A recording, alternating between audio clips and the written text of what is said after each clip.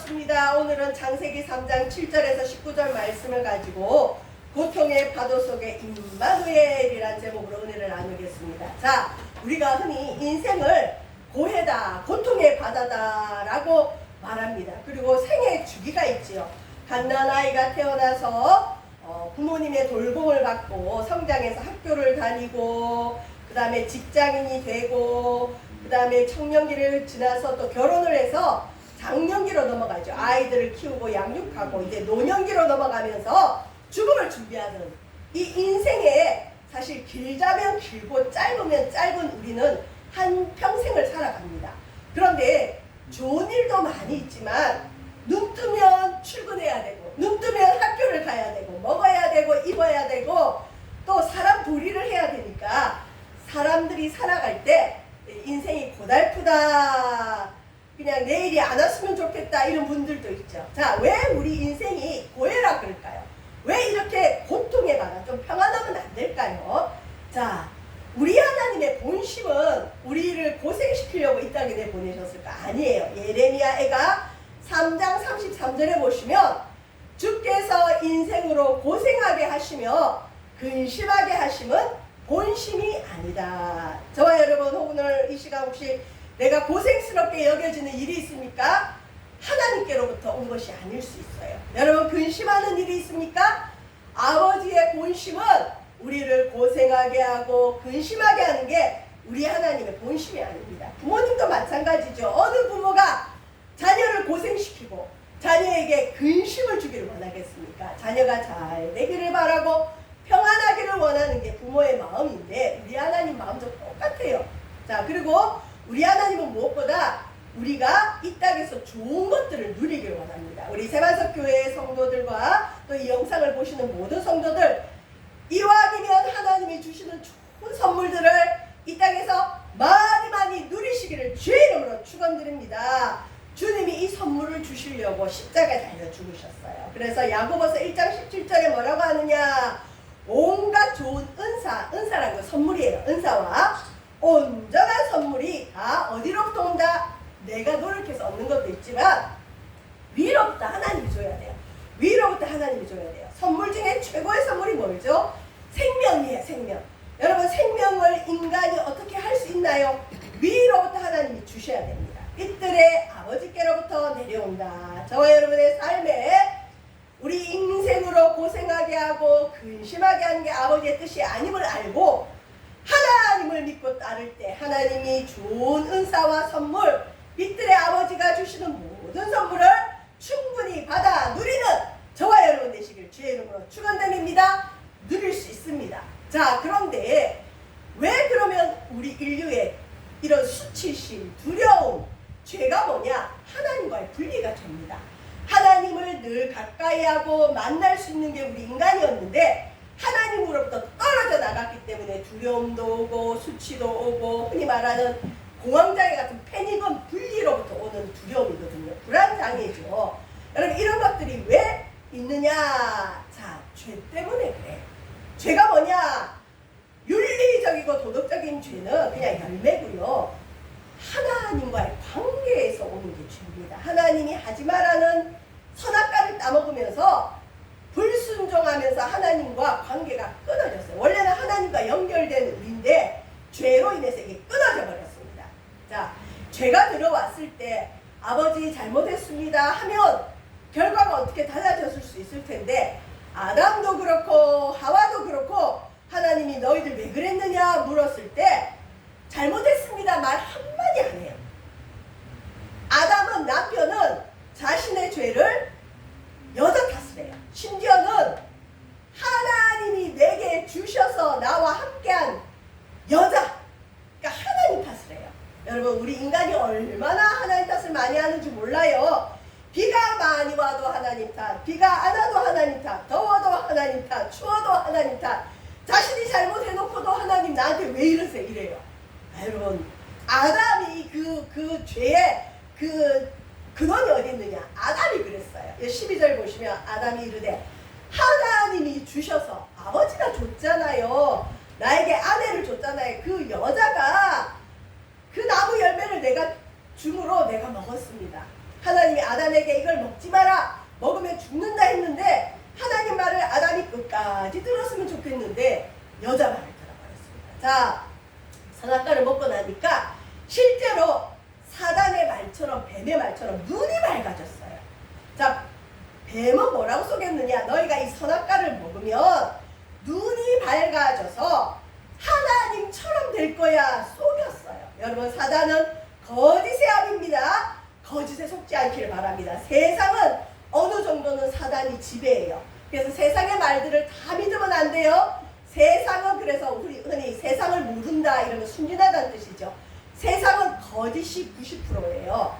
자, 보십시오. 분명히 뱀은 눈이 밝아져서 하나님처럼 될 거다 그랬는데 실제로 아담과 하와가 선악과를 먹어서 눈이 밝아졌는데 하나님처럼 된 것이 아니라 자기들이 얼마나 부끄러운 존재인지, 원래 인간이 벗은 몸이었는데 선악과를 먹기 전에는 벗은 줄 몰랐어요. 부끄러움이 없었어요. 죄가 들어오니까 여러분, 죄는 반드시 수치심을 가져옵니다. 수치심을 줬어요. 여기 보면 7절에 보면 이에 그들의 눈이 밝아져 자기들이 벗은 줄을 알고 벌거벗은 걸 본 거예요. 하나님처럼 된 것이 아니라 오히려 자기들의 누추함, 자기들의 부족함, 자기들의 보잘것없음을 알게 된 거예요. 사단한테 쏘은 거죠. 그래서 임시방편으로 무화과 나물 잎을 엮어서 치마로 입었어요. 이게 첫 그 죄에 대한 결과죠. 자, 8절에 보면 그들이 그날 바람이 불 때 동산에, 에덴 동산에 거느시는 여호와 하나님 소리를 듣고, 에덴 동산은 하나님이 늘 거느시는 곳이에요. 아담과 하와도 늘 있는 곳이에요. 언제나 거기 거느시면서 하나님과 아담과 하와가 교제할 수 있었는데 이제는 선악과를 따먹고 수치심을 알게 되니까 두려움이 온 거예요. 그래서 하나님 소리를 듣고 하나님 낯을 피하여. 여러분, 우리가 뭔가 잘못하면 얼굴을 못 보죠. 눈을 못 보죠. 아담과 하와가 잘못하니까 하나님 낯을 피합니다. 그리고 숨어버려요. 여러분, 죄가 있으면 나의 수치를 봅니다. 두렵습니다. 낯을 피합니다. 숨습니다. 이게 죄를 지은 사람의 특징이죠. 근데 우리 하나님이 뭐라고 하시느냐? 9절, 여호와 하나님이 아담을 부르시며, 감사하죠. 너희들 내가 먹지 말라 선악과 먹었느냐 이놈들 하고 내버려 두시는 게 아니라 다시 찾아와서 불러주셔요. 그리고 그에게 이르시되 아담아 네가 어디 있느냐. 죄를 지어서 하나님과 분리된 인류를 향해서 하나님 지금도 부르고 계십니다. 여러분 가정에, 여러분 지인들 가운데, 여러분 친구들 가운데 하나님 모르는 영혼들에게 주님이 묻습니다. 네가 어디 있느냐. 하나님을 멀리 떠난 사람들에게 주님이 묻습니다. 네가 어디 있느냐. 주님이 다시 부르는 거예요. 근데 아담의 말을 들어보세요.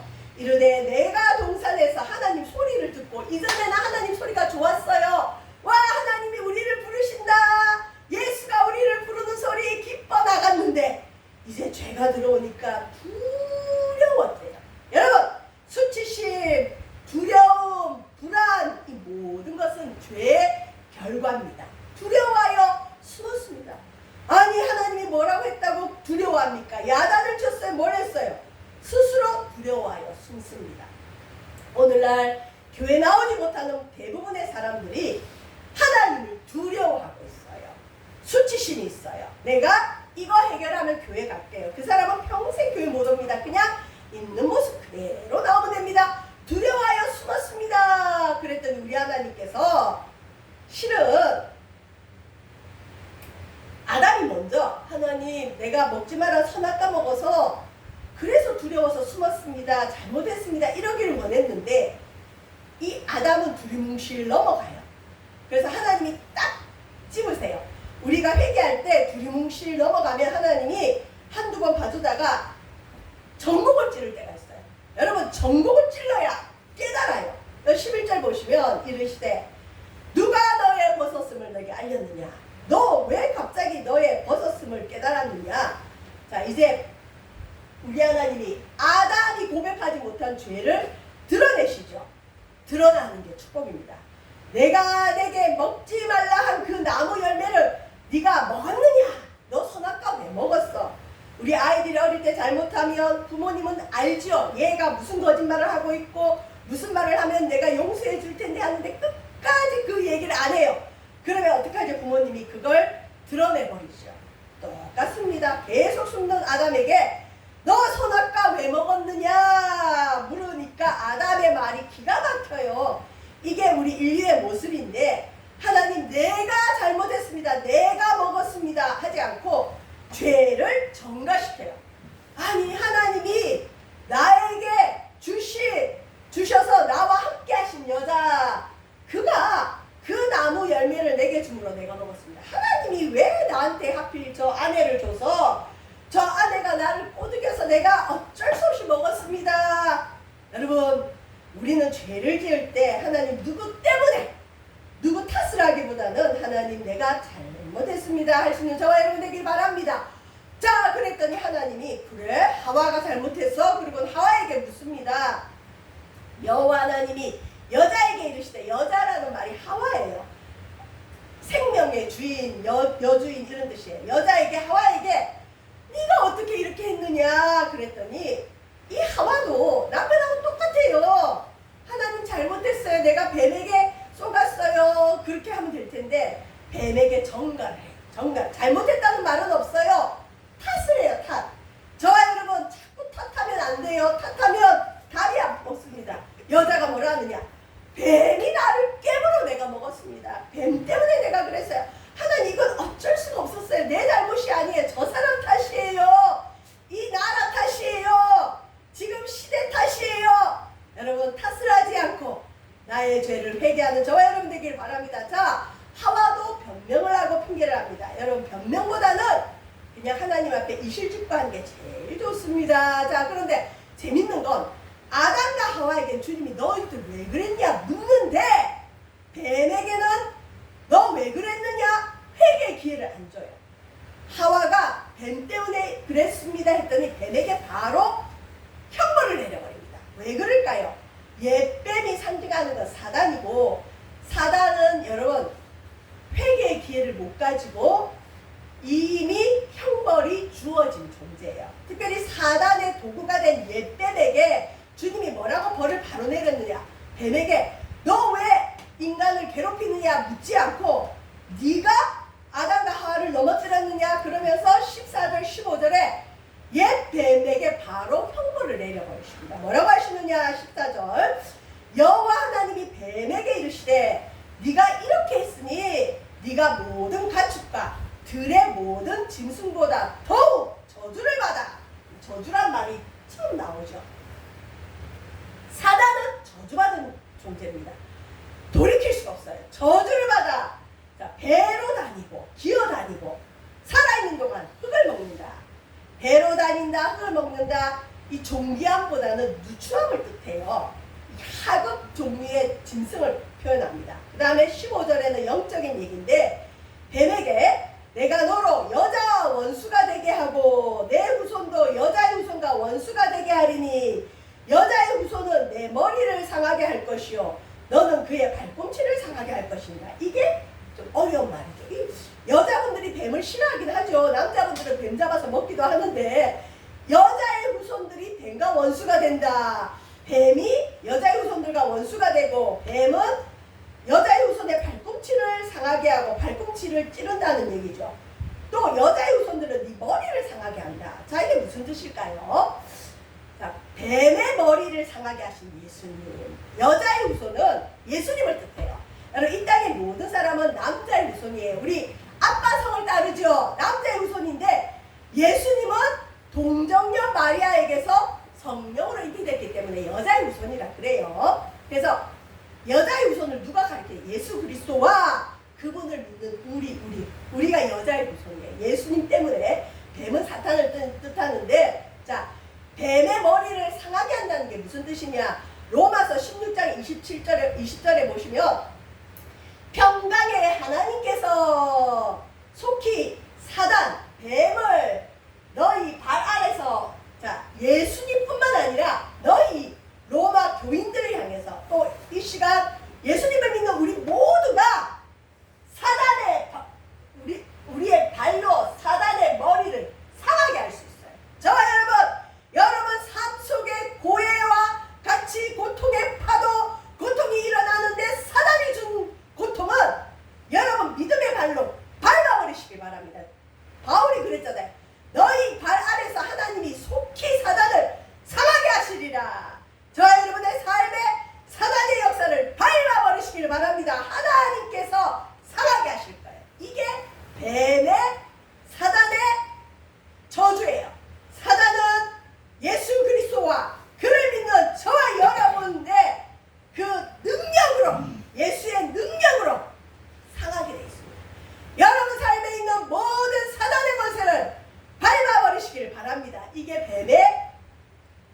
여기에요. 뱀의 저주가 뭐냐? 원래는 뱀은 들짐승이었어요. 네 발이 달려서 이렇게 서서 걸었어요. 그런데 저주를 받아 여자의 후손들에게 발로 밟힐뿐만 아니라 평생을 뱀이 존재가 바뀌어버렸어요. 파충류가 돼버리고 배로 여러분 땅에 기어다니고 흙을 먹는다. 물론 흙만 먹지는 않지만 평생을 땅에서 벗어나지 못하는 존재가 뱀인 거예요. 그래서 옛뱀 사단이라 그러고, 지금 뱀은 이거고, 인간을 타락시키기 전에 에덴 동산의 뱀은 저 모습이에요. 그래서 저걸 옛뱀이라고 해요. 사단이라고 해요. 자, 이제 하나님이 거꾸로 이제 벌을 주기. 자, 뱀에게 벌을 줬습니다. 죄의 근원이 사단이에요. 의외로 많은 사람들이 나의 어떤 고통, 죄를 사단의 존재가 있다는 걸 인식을 못해요. 물론 모든 걸 사단이라 그러면 안 되지만 우리 삶에 다가오는 많은 고통들, 우리도 모르게 짓는 죄들, 우울함들, 가난들, 사단의 역사일 수 있습니다. 여러분 물리치시길 바랍니다. 이제 하나님이 하와에게 벌을 내리는데 여자에게는 어떤 고통을 주시느냐? 해산의 고통. 원래 생산하고 자녀를 낳는 게 에덴 동산에서도 있어요. 그래서 주님이 그랬잖아요. 생육하고 번성해라. 이게 하나의 뜻이다. 타락하기 전에는 임신해서 아이를 낳을 때 고통이 없었는데 여자분들이 겪는 최고의 고통을 해산의 고통으로 봐요. 물론 요즘은 수술해서 낳는 경우도 있지만 자연으로 순산할 때 고통이 엄청 크대요. 그래서 성경에 보면 뭐 해산함으로 구원을 이룬다. 여자분들은 애를 낳아야 어른이 된대요. 애를 안 낳으면 어른이 안 된대. 왜? 인생의 진짜 쓴맛을 애를 낳으면서 겪는데요. 그 다음에 최고의 기쁨도 맛보죠. 그래서 주님이 하와에게 무슨 벌을 주셨느냐? 또 여자에게 이르시되 내가 내게 임신하는 고통을 크게 더하리니. 여러분 원래 아이를 가지고 태어나게 하는 건 큰 기쁨이죠. 근데 여기는 또 고통이 있는 거예요. 이게 원죄 때문에 그래요. 원죄. 우리의 조상 아담과 하와가 불순종해서. 그래서 수고하고 자식을 낳고 너는 남편을 원하고 남편은 너를 다스린다. 결혼 전에는 보통 보면 남자가 여자분을 졸졸졸 따라다니는데 이상하게 결혼하고 나면 지금은 안 그래. 요즘은 여권 신장, 그리고 여자분들이 조금 기분 나쁘면 이혼을 하기 때문에 그러지 않는데, 이전에 저희 부모님 세대만 해도 남편을 사모하는 게 부인의 역할이에요. 어쨌든 남편이 돌아오기를 원하고 그래요. 이게 원죄의 결과입니다. 자, 이제 아담에게 주님이 무슨 벌을 주셨느냐? 여러분 요즘은 이 아담의 벌만 아니에요. 맞벌이하는 부분은 여자분들도 이걸 가지죠. 그래서 여자분들이 어떻게 보면 또 이중고예요. 이중고.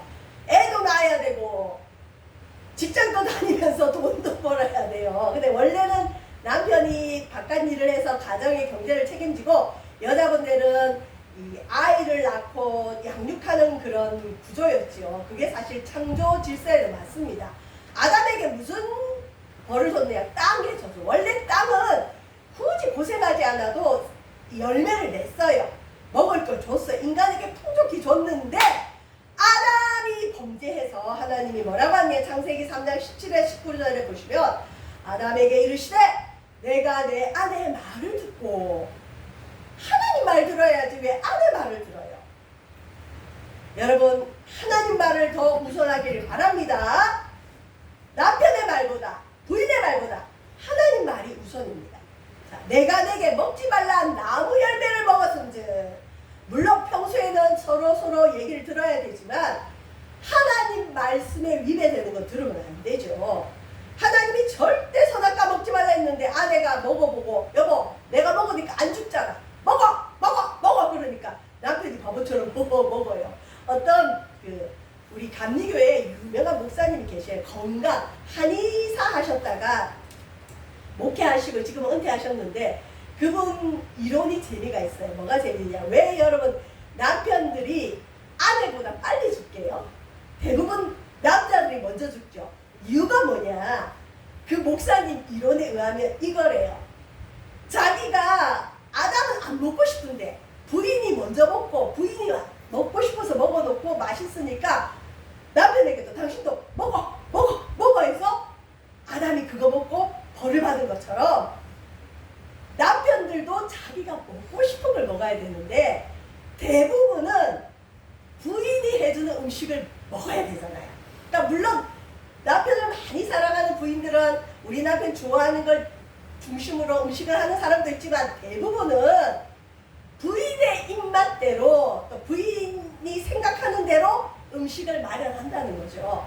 그래서 남편은 실은 생선을 먹고 싶은데 부인은 생선 먹고 무슨 힘이 있어, 고기 먹어 해서 남편이 먹고 싶은 걸 못 먹어서 빨리 죽는다는 거예요. 그러면서 그 목사님 말씀이 남편이 먹고 싶은 거 많이 해줘야 오래 삽니다. 그런 뭐 이론이 있는데 꼭 그런 건 아니죠.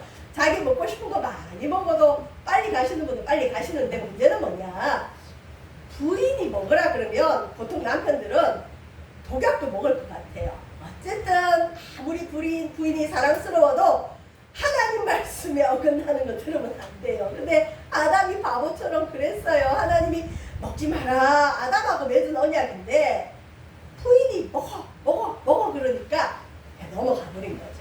자, 그래서 아담이 하나님 말을 안 들었기 때문에 땅이 저주했습니다. 우리가 믿음의 사람들이 제대로 못 살면 땅이 저주받아요. 저주를 받아서 네 평생의 수고하여야 그 소산을 먹으리라. 여러분 매일 출근하고 일해야 되는 거 우리 원죄의 결과입니다. 물론 천국 가도 일이 있고 에덴 동산에도 일이 있었지만 고통스럽지 않았어요. 일이 즐거움이었어요. 지금도 물론 성숙한 분들은 자기 일을 굉장히 즐거워해요. 일하는 걸 행복해하는 분들은 굉장히 성숙한 거고, 먹기 위해서 일하는 분들, 억지로 일하는 분들은 이게 뭔 말인지 알아요. 평생에 수고해야 그 소산을 먹는다. 왜 그러냐? 땅이 내게 가시덤불과 엉겅퀴를 낸다. 내가 먹을 것은 밭의 채소인지 내가 흙으로 돌아갈 때까지, 흙으로 돌아간다는 말이 뭐죠? 죽을 때까지 얼굴에 땀을 흘려야 먹을 것을 먹으리니 고생해야 된다는 거죠. 그래서 인생을 고해라 그러고 고생의 바다라 그러는 거예요. 자, 이 죄의 결과죠. 아버지의 원래 본심은 아닙니다. 이렇게 고생시키려고 하나님 우리를 만든 게 아니에요.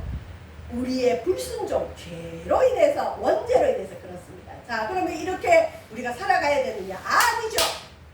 구약시대 때까지는 이 저주에서 헤어나지 못했지만 신약 예수 그리스도가 오심으로 임마누엘 예수님을 믿는 저와 여러분은 비록 해산의 고통이 있고 그 다음에 생계의 고통이 있어도 임마누엘 주님과 함께 승리할 것을 믿으시길 바랍니다. 예수님의 별칭이 뭐냐? 임마누엘이에요. 하나님 우리와 함께 계시다. 임마누엘, 엘 하나님.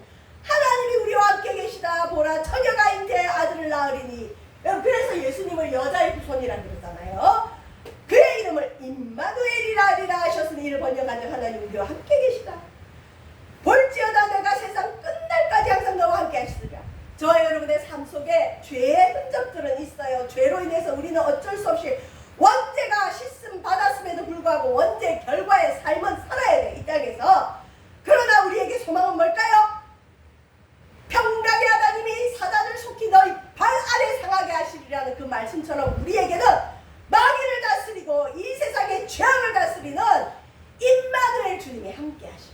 자, 예수님과 제자들이 함께 있을 때 예수님이 배에 행선했어요. 행선이라는 건 뭐죠? 배에 같이 탔다는 거죠. 저와 여러분의 인생의 바다에 예수님이 계셔요. 그런데 여러분 예수님이 있어도 예수님이 잠을 자고 계세요. 여러분 가정에, 여러분 마음에 예수님이 잠을 주무시고 예수님을 채우면 안 돼요. 예수님을 날마다 깨워야 돼요. 일주일에 한 번 깨우면 예수님 힘들죠. 매일 깨우세요. 매 시간 깨우세요. 자, 예수님이 계셔도 광풍이 일어날 수 있어요. 제자들이 있고 예수님이 탔는데